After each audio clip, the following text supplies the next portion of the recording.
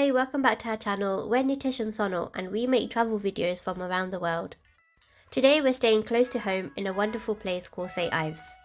Before I continue with the video, don't forget to give this video a thumbs up and don't forget to subscribe so you don't miss any of our future videos. Thank you!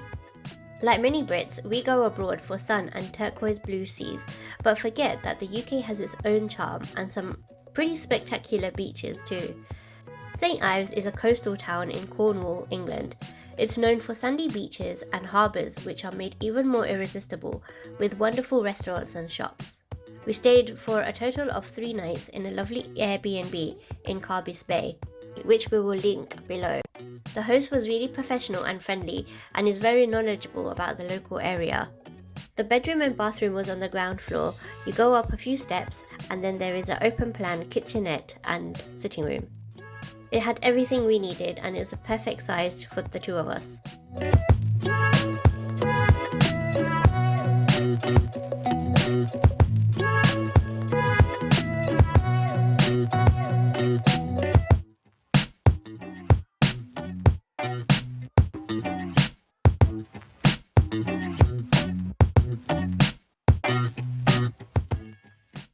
I had a great view of the beach as well.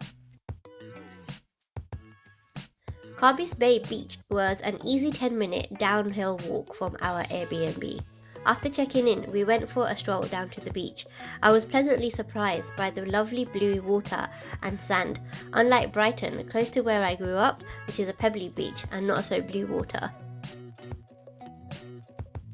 There are some lovely restaurants at the beach and we had a nice meal before heading back up the hill, which is actually quite steep on the way back up and it probably took us more like half an hour to get back. Oopsie!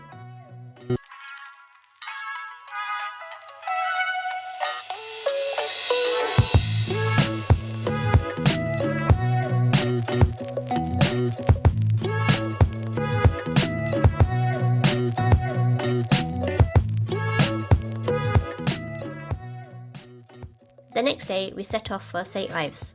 There is a coastal path which you can follow to get from Carbis Bay to St Ives and it's called the South West Coast Path, which is about 2 miles and roughly takes about half an hour.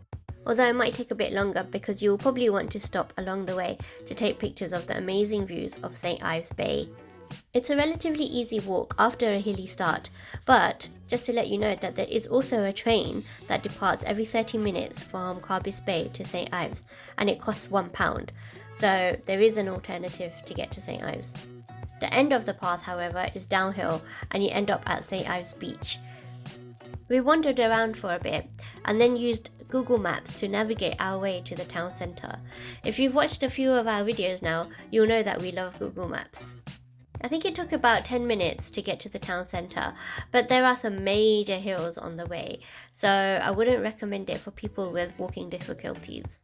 Once you get to the town centre, the cobbled streets and the cute little shops will totally enchant you. We had a delicious Cornish pasty, we had Cornish ice cream and Cornish cream tea, and then we walked down to the pier to sit and watch the waves. There's so much to do and see in St Ives and it's suitable for people of all ages.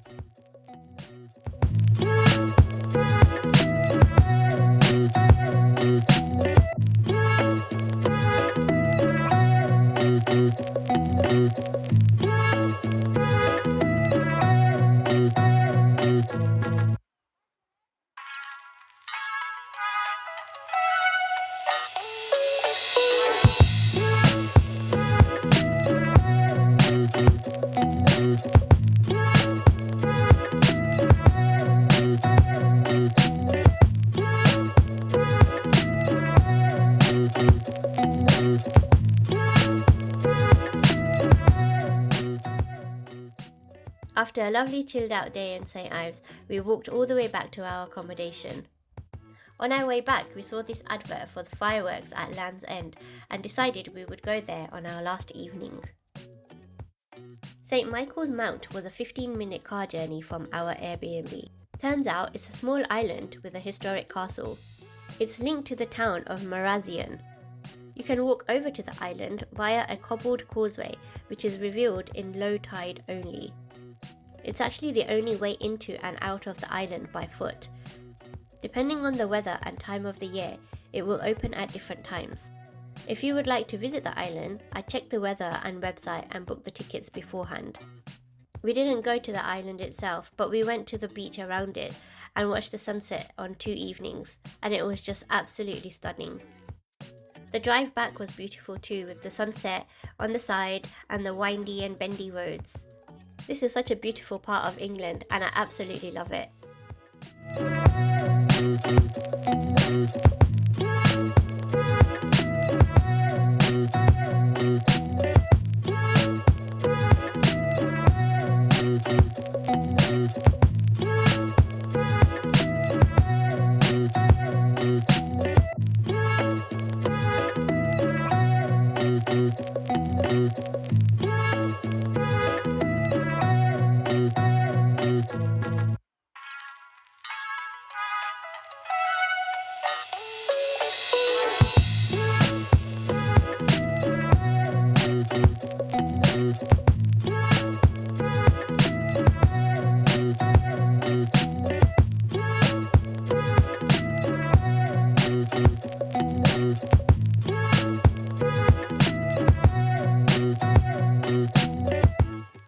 Although it might not be something people go all the way to Cornwall for, if you have kids or you just want to do something different away from the beach, it's a great place to visit.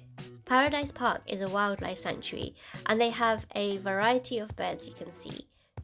We saw an eagle show and met the birds of prey up close. We fed some sheep and some goats, and we saw some really cute penguins and flamingos too. It wasn't something that we planned initially, but I'm glad we went. There is an entrance fee of about £15 per person for adults, and you also have to pay extra for the feed for the goats and the sheep.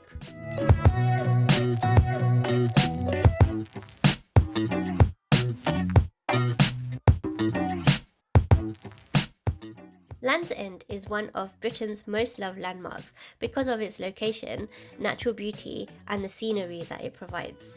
There is a large car park, but it's a good idea to come early as it does get quite busy. There's a variety of food places, dessert places, bars, and you have live music playing in the background as well while you're strolling around. We had the quintessential fish and chips for dinner, and then found a great little spot where we sat and watched the evening pass.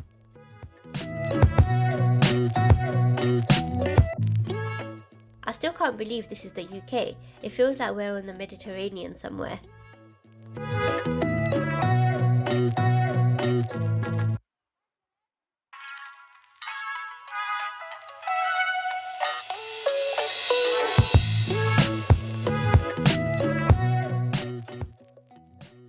As the sun went down, the fireworks started.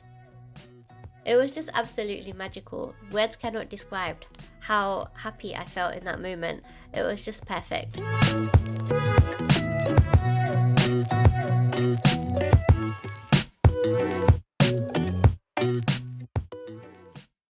St Ives is a great place for couples and for families. There's a lot to do for all ages and budgets. There are some great hotels, Airbnbs and eateries. The best part for me is the beach. We hope you enjoyed this video. Let us know if you'll be putting St Ives on your bucket list. See you in the next one. Bye!